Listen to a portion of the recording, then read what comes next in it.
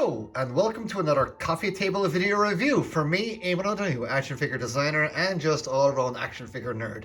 Today I'm going to be looking at the Combatants Fight for Glory Wave 5, and we got some Romans again this time around, and these are some more kind of barbaric end of the Empire Romans. I believe these Romans are based on the ones that were kind of like the last ones, the kind of stand before the barbarians were at the gate kind of thing. But yes, we've got 4 Romans here today. One of them is exclusive, which is this guy here. He's exclusive. And then I'm going to keep one in box here just to show you what it's like in mint in box. But there we go. We got three guys out, and it's 4 in total. So we got this one. But I wanted just to keep this one out for now, just to show you the packaging on this guy. I'm really happy with the packaging on these. They're smaller packaging than previous waves. I think they incorporated the smaller packaging on the last wave anyway. But yeah, just again, it's just nice. I like tidy, collector-friendly boxes. It's just nice. It's just you stack them, you know exactly where you are, and then if you want to just keep a nice bit of character artwork on the side, you've got that there on the side to show you on the side. And he's at number 18, so I've actually got a kind of already number 18. But there you go. So I've just kept him in box. I will open him up as well, and he's just a Roman infantry. But here we got Marcus. We got Marcus Marius Avitus, sorry. Avitus, I should say that. Marcus Marius Ativus, he's a rank and he's a centurion. They're all Romans. And we got Alius Camillus Trupo. And then we got over here an exclusive, which is just a Praetorian Guard. Praetorian Guards were like the Emperor's personal guard. So they were like personal. But he's an exclusive. So this right there on the top, exclusive. So I'm not sure what his exclusive is. You know, I get sent these figures from XexRay just to review. So I think, is he a store exclusive? I would imagine he's maybe a con exclusive.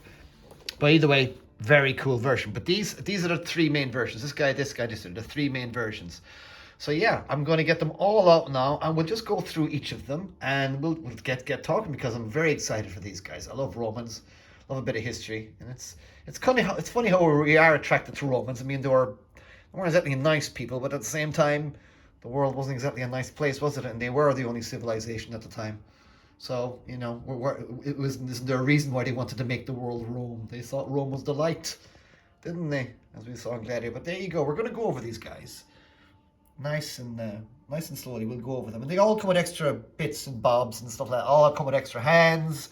All come with extra swords and weapons and interchangeable parts. And just kind of like, you can get a nice few varieties. So as you can see here, like the exclusive comes down with a cool gold, the flayed out helmet as well. But as he's got the flayed out helmet, I like variety. So he's got this guy's got a flayed out helmet. I wanted to keep that. And this course guy's got a wolf on his head. You know, oh yeah. We like guys with wolves on their heads, don't we, around here? But there you go. Let's get the Roman infantry open. Let's get him all geared up. And we'll have all 4 across then, and we'll just start going through them. Okay, back in a tick. Okay, so I decided to open up the infantry guy and just get all of his stuff lit up, so you kind of at least have an idea of what's actually under the masks and all the rest of the helmets and stuff. And again, these parts, you can easily pop them on and pop it off, but I just wanted to show you, because in my opinion, they've actually stepped up their game, XexRay, over there. They've stepped up the game on the faces. For me, that's a much more naturalistic face. It's far less plasticky than the other faces, which is the other faces I liked as well. They're all kind of really thuggish, brutish looking guys. But I'm really liking these. And each of them then have their own little face sculpts and that as well. So I'll go through all that. But yeah, this is the standard guy you get. Standard infantry, and he comes with a helmet, shield. Comes with these, you put these together, look. There you go, put that together there. So you got the stabby thing. Oh, wonder how many kilts and picks are at the end of these things. And then you get the helmet. And the helmet's really cool, actually, because the helmet just goes on like this. You've got the helmet on like that, like they all had to have a little strap across the head, because obviously the metal up against the forehead will probably get annoying after a while. Any of you who's wearing a snowboarding helmet knows that. Yeah? Aha, just like the Romans. But then you get this, and it just goes, it's a little fiddly, but you will get it on there. You got to make sure it goes under the masks. And it just kind of wedges up in there. Let me get it up. There's 2 holes up here, and they just kind of go in there. And you do have to futz about a little bit with it, but if I can just get mine up in there. Ah, there it is. Come on. Oh man, I can't actually see it. Oh, let me try this. Let's try the mask on first and see where it goes. It's a little fiddly, this one. This is the most awkward one. There we are. Right, there we go. All right, there you go. There we go. Now, how nice, that's nice. And again, you see the lovely, again, all these, the tight details are just stunning on these. I love the tight details. I have one criticism about this entire way, but I'll get onto that in the end of it. But it's a minor criticism, but it's a substantial one. But I love that. So you basically get the helmet on him like that. The face mask will pop off now when I try to put this on, but try and keep it lined up. There you go. And you can just kind of press it in like that. There you go. See? There we go. Get that in. There we go. And you just kind of, it fits in nicely. It will fit in, but you gotta, trying to get it on the head a little bit, so maybe his jaw shouldn't be sticking out so low. There you go. So yeah, he is, oddly enough, the one I decided to show on the video is the one that's the hardest. But there you go. That's what he looks like there, and you gear him all up with his spear. Put that on there. Nice stuff. You can. The hands are a little bit more pliable as well this time around. So again, each wave I've noticed with XexRay, they tend to step up their game a little bit, and it's really nice. There's one area they're not stepping up their game in yet, and I will get onto that towards the end of it. But none of this shit's detract from the fact that these are amazing figures. I love these. Nice. The articulation of these is nice. Very much hindered by the armor, though. So I'm sure if you were to clip off this armor, I don't know how you'd do that. You'd probably find the standard base body underneath. But it looks like, you see, it looks like the old bicep is underneath there, but it's probably not. So I don't know it's probably just a bit. It's just probably just molded a bit of the arm in there, just that. But you wonder if this is the old bicep, and it's a bit of plastic over the old bicep from the gladiators, because it's like they are quite thick. Because there's obviously you've got this bulky armor on top of already kind of a wider body. But there you go, that's the standard infantry. How good is that? They all come with shovels, I guess, for, digging trenches or digging bodies. I don't know. I guess they would have dug. A lot of Roman soldiers would have built walls, right? So, as we know. We still have some here left in England from the Romans. But yeah, that's really cool. So it's a standard infantry guy. And you get a little bit of a bio at each of them on the back of the boxes here and everything like that. So the main criticisms I have would be, again, like the last Romans, the articulation is heavily hindered by the skirt. Now, the last Romans did have incredibly way thicker skirts. They were hard places. Now, there was a bit of give on these, so you can get a bit across. But what you needed to do was just have a little slice down there. Just slice that down there. If so, anyone who's got a bit of a blade, if you want to get more exact, just slice along there. I'm not going to do it, but you all want to do it. If you're all of you posy guys out there who want to pose your figures a bit more dynamically, I would suggest just cutting along up there, because it's still to the design, it's still to the sculpt. But I know it's unsightly, but it would really free up the figures a lot. I mean, they can do that. But still, these are Romans. You want to do Romans in slightly more dynamic poses and get them to phalanxes and things like that. Although I did see a guy on Instagram and on the XexRay Studios Facebook group, he bought like 40 of these guys, and he got them into a phalanx, and it was absolutely the coolest thing ever. But yeah, so yeah, that's one thing. The other criticisms I have would be, and we are only talking about two criticisms, and this is specific to only these guys, is that while the details are incredibly tight, and my God, they are tight. Like, my God, these are some tight details. I mean, look at even the button here. And the clasps here and all this stuff. Buttons. Is that everything is the molded plastic. Nothing really has a paint app or wash over. And I just feel... Now, I could understand the thinking whereas a little bit is that, in fairness, this armor and stuff is so detailed that it catches the light in a good way anyway. But a little bit of rust... and a little bit of weathering on certain key areas, a little bit of airbrushing would have been nice. It might have bumped up the price a bit. I know these are expensive figures, but still, everything is needs just a little bit of dirt, just a little bit of wash on them. Because, again, the thinking is these are so textured. Look at that there now. That's so textured. Maybe you don't need a paint wash, but I would argue a little bit of a paint wash on all the metal would have really made a lot of these spruce up. But let's go through them. So that's the infantry guy.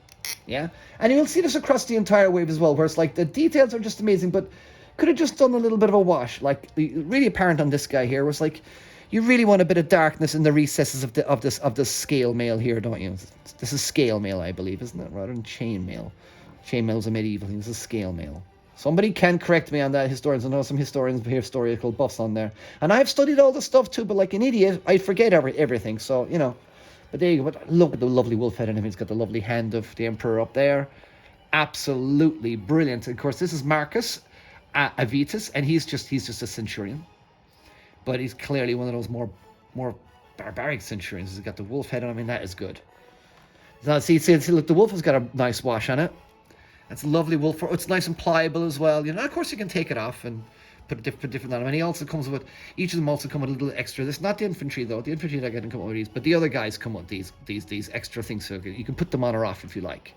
And what I like about them is each of these are different, slightly different, all kind of base kind of thing, but slightly different. Like him here's got some different. We'll get onto him, but yeah, these are nice. These are all individual, great shield, which is a bit more like, did they steal this from the Germans? That's quite a Germanic barbarian shield, and I'm saying Germanic barbarians because, you know, I'm sure these guys are going to need someone to fight. They might need to fight some Persians as well down the line as well too, I believe. So let's see what these guys are going to fight next.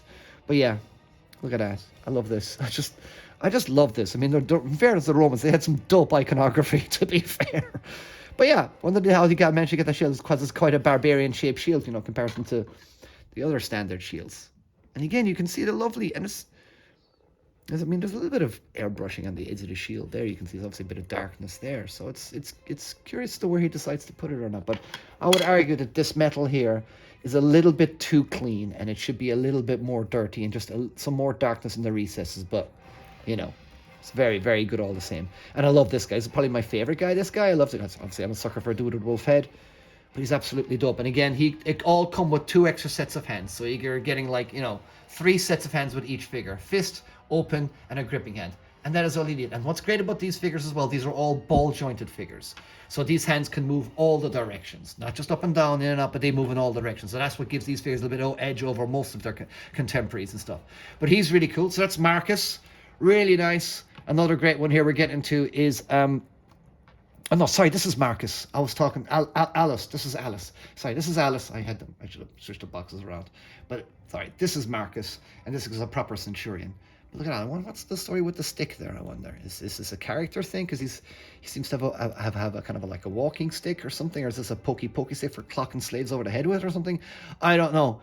But it's very cool. And look, we got all the Roman gods here. I'm sure that's Neptune. It's maybe Mars.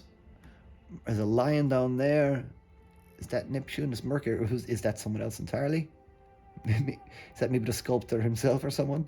I don't know. But that looks like maybe Neptune. And that looks like maybe Mars or Mercury there. Mars, the Roman god of war. As we know, the Romans adopted a lot of the Greek stuff, didn't they, for their mythologies and stuff like that. So all the Greek gods were essentially Romanized. So there were Mars, Saturn, Neptune, that kind of thing. But yes, what's especially exceptional about this guy, he comes with a lovely cape. That's a lovely cape on that. Lovely natural looking, proper looking bear or wolf. Probably a bear. Germanic bear. Did he have bears in Germany? I don't know. But there you go. He's very cool as well. And he comes with a shield and a sword. And of course the swords and everything go into the scabbards and everything, as you would expect from XexRay Studios figures. So nice daggers. Again, lovely details. And again, he's got different... See, he's got the different kind of armor. He's got proper scale mail. So that's proper scale mail there now, isn't it? Like it all lays over each other. So I don't know what technical term what that would be. So but this is definitely good scale, but it's nice. It's different again. And again, look, it could have done with a bit of a wash.